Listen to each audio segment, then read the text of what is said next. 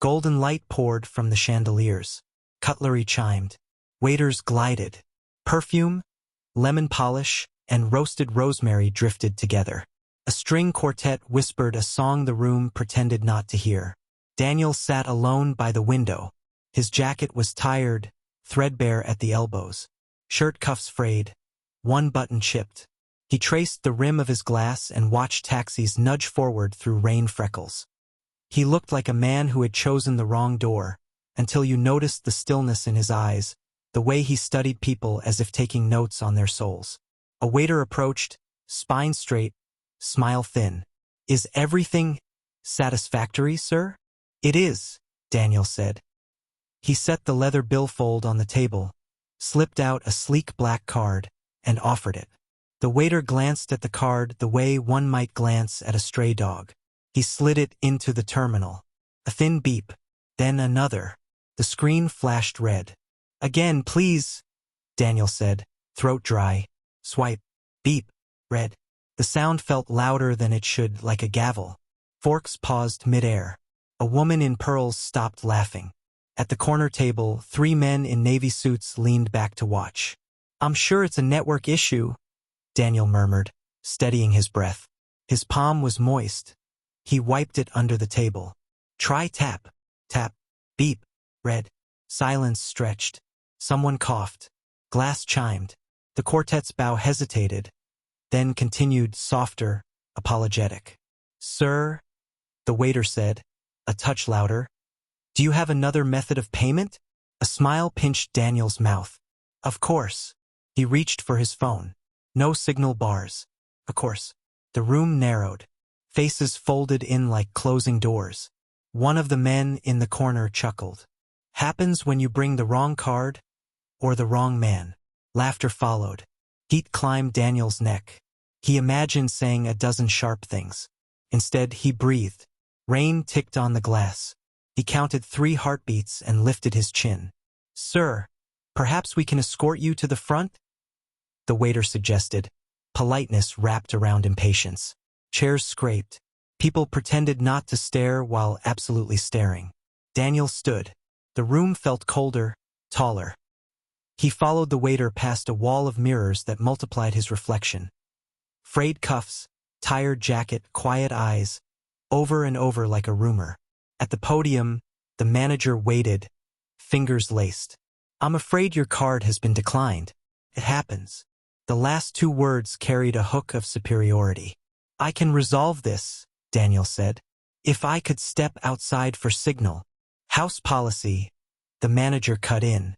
"We settle at the desk."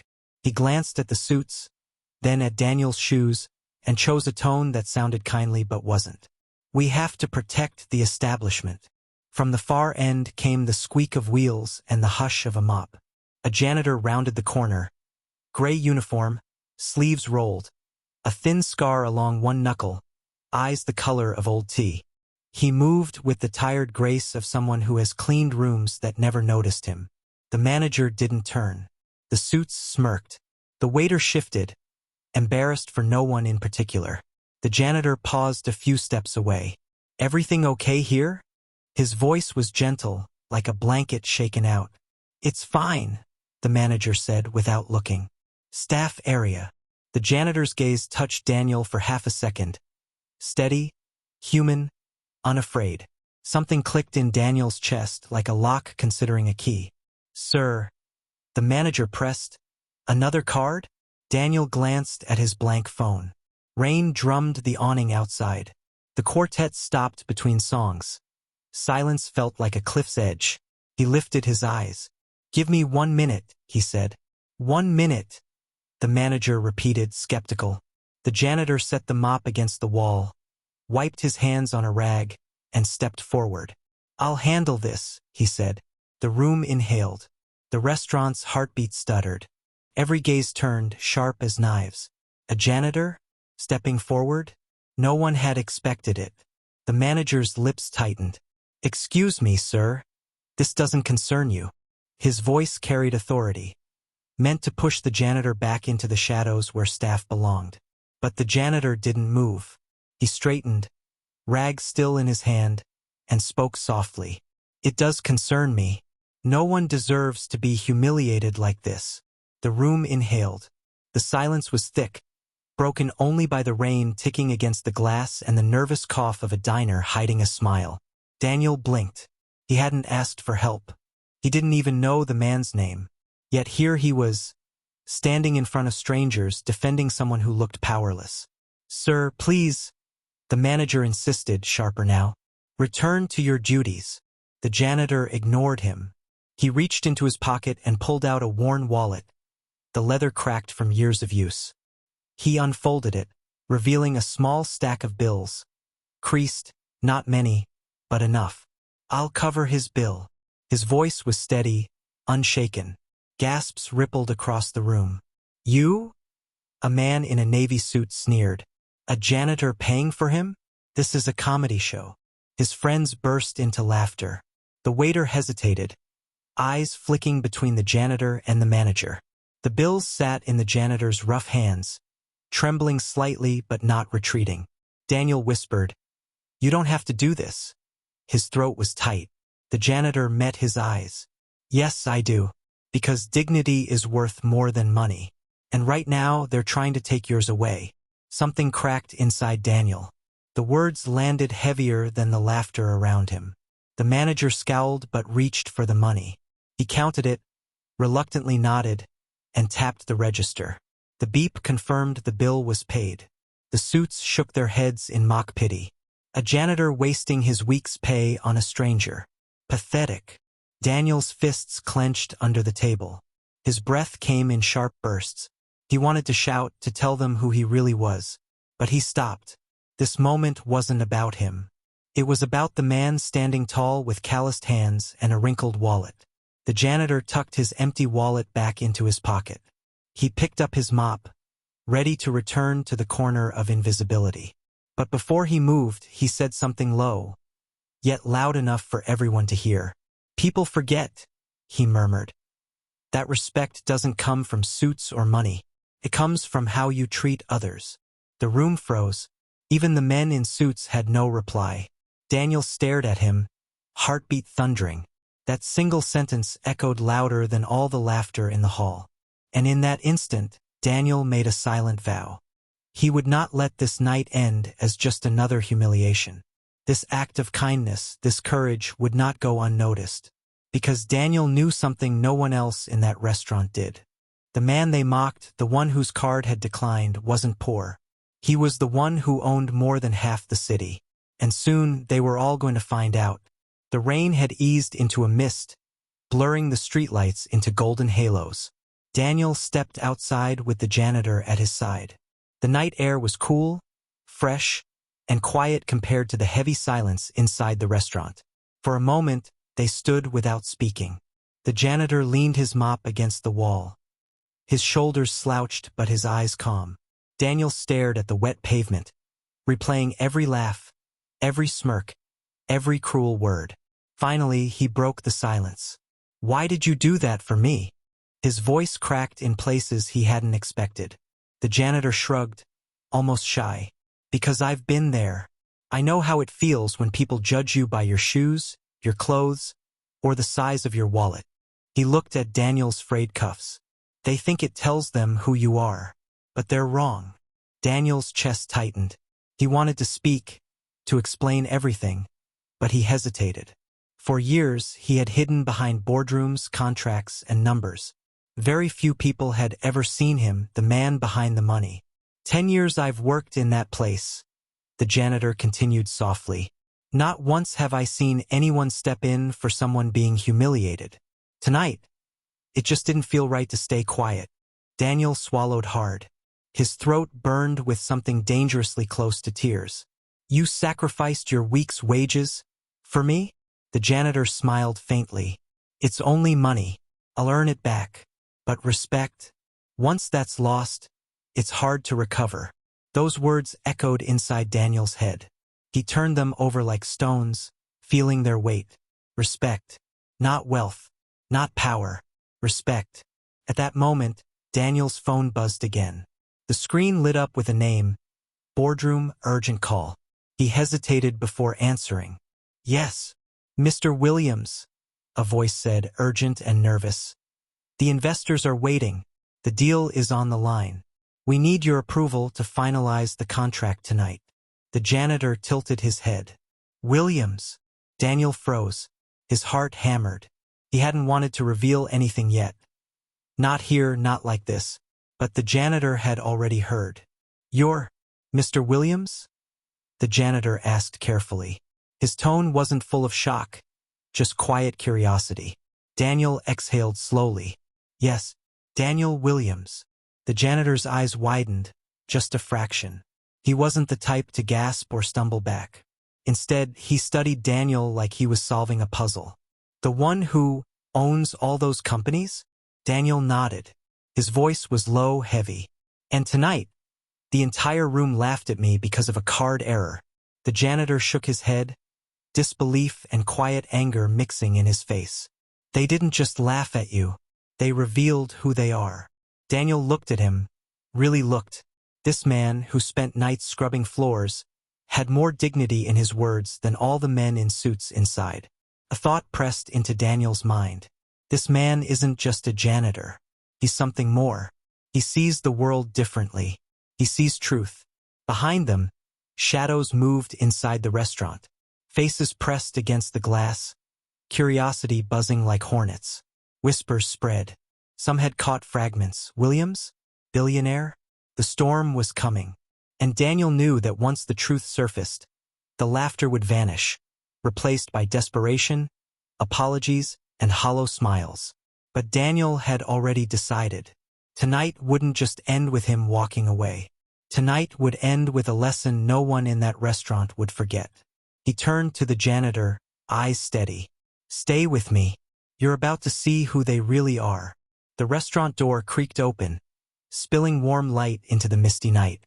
A hush followed as curious diners poured out, whispering like restless leaves. Suits straightened their ties. Jewelry glittered beneath the street lamps. Even the waiter who had once mocked Daniel lingered by the door, wide-eyed. The manager stepped forward, his face pale. Sir, forgive us. There must have been a mistake. His voice trembled, the polished arrogance gone. Daniel turned slowly, raindrops clinging to his hair. He didn't speak at first. Silence stretched, thick and uncomfortable. The crowd shifted uneasily. Finally, he pulled his phone from his pocket. The screen glowed, showing a news article. His own face stared back at them beneath a bold headline. Daniel Williams, billionaire entrepreneur, secures multi-billion-dollar deal.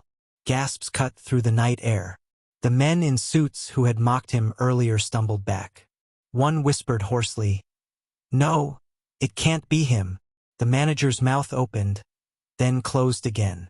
Sir, had I known? Known what? Daniel's voice cracked like thunder. He stepped closer. Known that I was worth billions? That I owned half the buildings on this street? That my card declining was a technical error, not a reflection of my worth? The crowd stayed frozen. Not a sound, except for the faint dripping of water from the janitor's mop bucket left against the wall. Daniel's eyes hardened. When you thought I was poor, you mocked me. You humiliated me. You laughed. Yet this man, he turned sharply, pointing to the janitor beside him, was the only one who treated me like a human being. The janitor shifted uncomfortably under the weight of so many eyes, but Daniel didn't let the moment pass. Respect, Daniel said, his voice lowering into a growl, isn't earned by wealth, or by tailored suits, or by titles. It's earned by character. And tonight, only one man here showed he had any. A ripple of shame ran through the crowd. The suits stared at the pavement. The waiter's hands shook. Even the manager lowered his eyes, sweat glistening on his brow. The janitor looked at Daniel, bewildered. He hadn't asked for this spotlight. He hadn't asked to be praised. He'd only done what felt right. The irony wasn't lost on anyone. The billionaire was the one being humbled, and the janitor, the invisible man, was the one lifting him up. Daniel's voice softened but carried a new strength. I've made fortunes in boardrooms. I've built towers that scrape the sky. But tonight, a janitor reminded me of the one truth money can't buy: human decency. Silence. Only the soft patter of rain filled the air. Then suddenly, a phone clicked. A flash of light. Someone had taken a photo.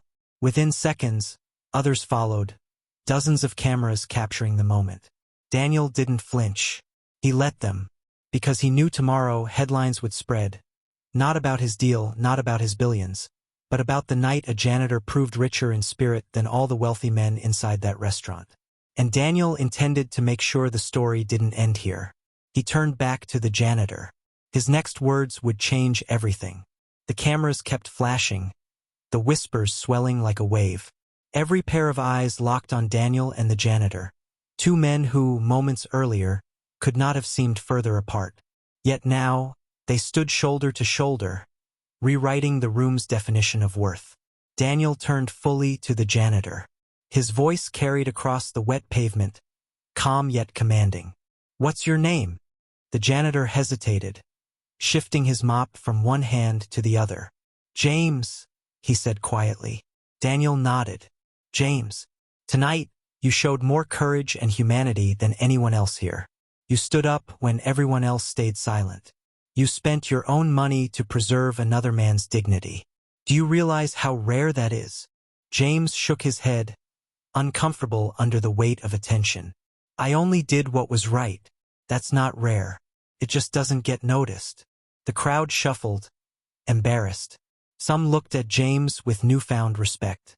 Others looked at the ground, ashamed of their earlier laughter. Daniel smiled faintly. "You're wrong, James.